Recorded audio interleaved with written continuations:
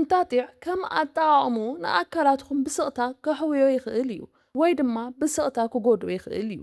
እንጣጢዕ ንጥዕና ልቢ ንምሕቃቕ ምግብን ንሚዛን ሆርሞንን ካብ ዘለዎ ሓይሊ ዝለዓለ ተኣምራዊ ዘርኢ ተባሂሉ ከም ዝፅዋዕ ክትፈልጡ ኣለኩም። ብዙሓት ካባና እንጣጢዕ ንሰቲ ኢና ይኹን እምበር ብሰንኪ ጌጋ ኣጠቓቕማ ጥራይ ረብሕኡ ናብ መርዛማነት እናቐየርናዮ ንርከብ። ስለዚ ኣብ ናይ ሎሚ ትምህርትና እንጣጢዕ ኩሉ መዓልቲ ምምጋብ ኣብ ኣካላትና ዘምፅኦ ዘደንቕ ለውጥን ሳይንሳዊ ረብሓታቱን መን ጥንቃቐ ክገብር ከም ዘለዎን ዘይክገብር ሓደ ዓብዪ ጌጋን ብሰፊሑ ክንሪኦ ኢና።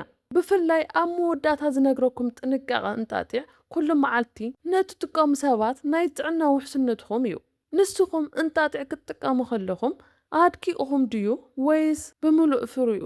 እዚ ቀሊል ዝመስል ምርጫ ኣብ ጥዕናኹም ዘምፅኦ ሰማይን ምድርን ዝኣክል ፍልሊ ትፈልጡ ዶ?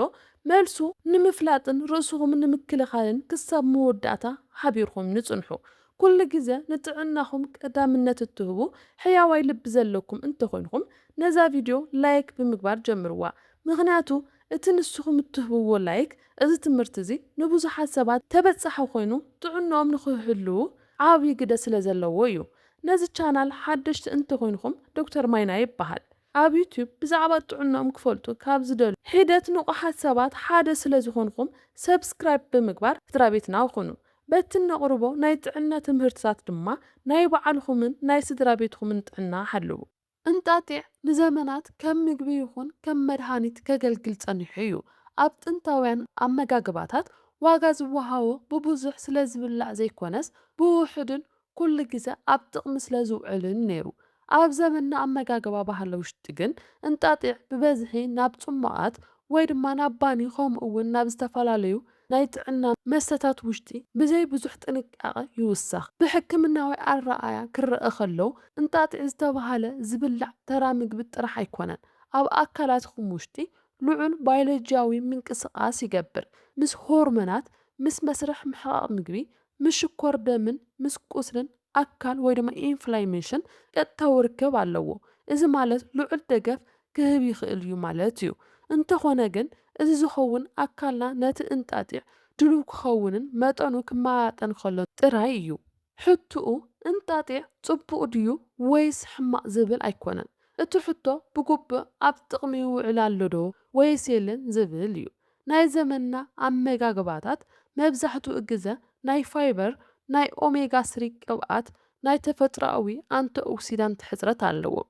ብተመሳሳሊ ግዜ ብዙሓት ሰባት ካብ ምድንጓይ ምሕቃቕ ምግቢ፣ ካብ ዘይምምጥጣን ሆርሞን፣ ካብ ቁስለት ኣካል፣ ካብ ጸቕጢ ሜታቦሊዝምን ይቃለሱ እዮም። እንጣጢዕ ነዚ ኩሉ ፀገማት ዝፈትሕ ይመስል። ስለዚ እዩ ድማ ከምዚ ብልዑል ኩነታት ዝፍለጥ። ይኹን እምበር ብዙሓት ሰባት እንጣጢዕ ብድንገትን ብልዑል መጠንን ክወስዱ ይጅምሩ። እኹል ማይ ከይሰተዩ፣ ነቲ እንጣጢዕ ብግቡእ ከየዳለዉ፣ ከምኡ እውን ዓቕሚ ምሕቃቕ ምግቦም ወይ ዘለዎም ናይ ጥዕና ኩነታት ኣብ ግምት ከየእተዉ ይወስድዎ። ናይ ጎናዊ ሳዕቤን ክረኣዩ ከለዉ ድማ ተሓታቲ እንጣጢዕ ይኸውን። ከም ሓቂ እንተኮይኑ ግን እቲ ትክክለኛ ምክንያት ኣብ ኣጠቓቕምኡ ዘሎ ጌጋ እዩ። እንጣጢዕ ንምርድኡ መጠኑ፣ ትሕዝትኡ፣ ዝውሰደሉ ግዜ፣ ዓይነት ኣካልናን ምፍላጥ ኣዝዩ ኣገዳሲ እዩ። ናይ እንጣጢዕ ዘደንቕ ጥቕምታት ክንርኢ ከለና ካብ እንጣጢዕ ቀንዲ ጥቕምታቱ ሓደ ኣብ ውሽጢ ዘሎ ልዑል ናይ ዝማውውን ዘይማውውን ፋይበር ትሕዝቶ እዩ። እንጣጢዕ መጠን ኮለስትሮል ንምቁፅፃር ይሕግዝ። ኣብ ውሽጢ ዘሎ ፋይበር ኣብ ማዓንጣ ምስ ዘለዉ ኣሲዳት ብምትሓዝ ኮለስትሮል ናብ ደም ከይኣቱ ይከላኸል። በቢግዚኡ እዚ ልማድ እዚ ሕማቕ ዝበሃል ኮለስትሮል ወይ ድማ ኤልዲኤል ንምንካይ፣ ጥዕና ልቢ ንምሕላውን ኣበርክቶ ይገብር። ካብ ሜታቦሊዝም መዳይ እንጣጢዕ ካርቦሃይድሬት ብኣካልና ዘመጣጥን መስርሕ የደናግዮ። እዚ ድማ ሽኮር ደም ብሃንደበት ከይባረቕን ስራሕ ኢንሱሊን ንኸማሓየሽን ይገብር። እዚ ድማ እንጣጢዕ ብስቕታ ንዝጅምሩ ናይ ሓይሊ መጠን ምውዝዋር፣ ናይ ኢንሱሊን ምጽዋር ንዘለዎም ሰባት ጠቃሚ ይገብሮ። ብተወሳኺ እንጣጢዕ ንዋህታት ካብ መጥቃዕቲ ዝከላኸሉ አንቲኦክሲዳንት ዘለዎም ጥዑይ እርጋንን ንሕድሳት ዋህታትን ኣበርክቶ ኣለዎ።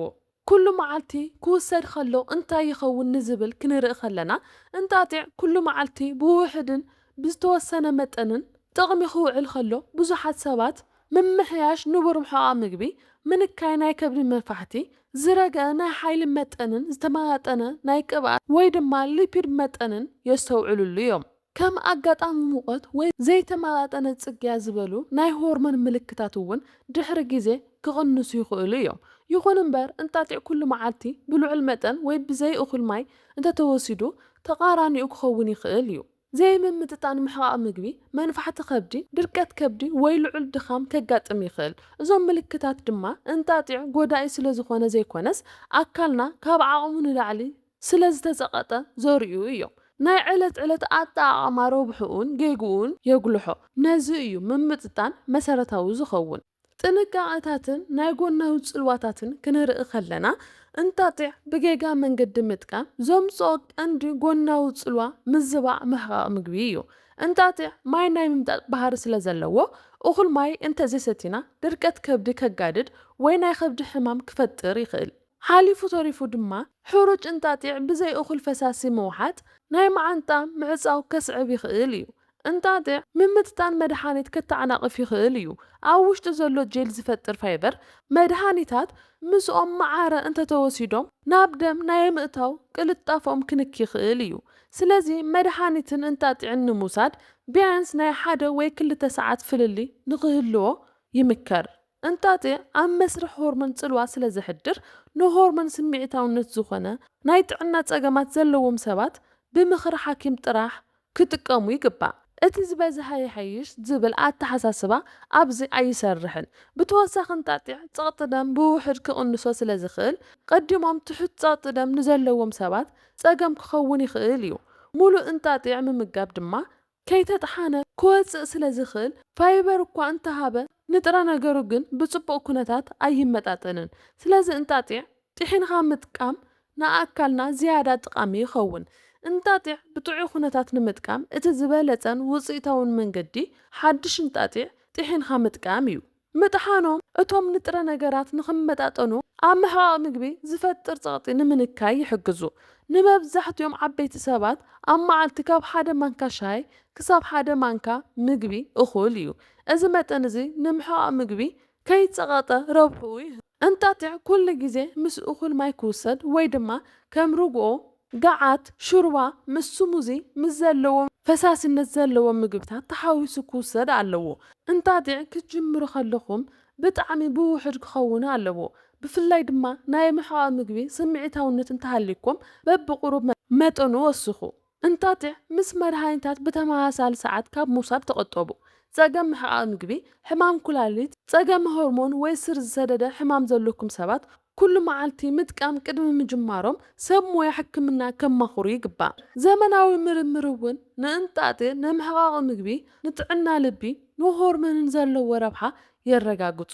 ከምኡ እውን ካብ መጠን ንላዕሊ ምውሳድ ንናይ ጎናዊ ጽልዋ ከም ዘብዝሕ የርኢ። ጥንታዊ ጥበብን ዘመናዊ ሳይንስን ኣብ ሓደ ሓቂ ይስማዕምዑ። መጠኑ ሓለዉ እንጣጢዕ ሓያል እዩ። ይኹን እምበር ብዘይ ገደብ ክውሰድ ከሎ ርሕራሓ የብሉን። ብትኽክል ብስቕታን ንምልክታት ኣካልኹ ክብሪ ብምሃብ ክትጥቀምሉ ከለኹም ረብሕኡ ካብ ጉድኣቱ ብዓብይኡ ይዓዝዝ። ጥዕና ህንጸት ሱፐርፉድ ስለ ዝበዝሐ ዘይኮነስ ምግብታት ምስ ኣካልኹም ከመይ ከም ዝስማዕማዕ ብምርዳእ እዩ።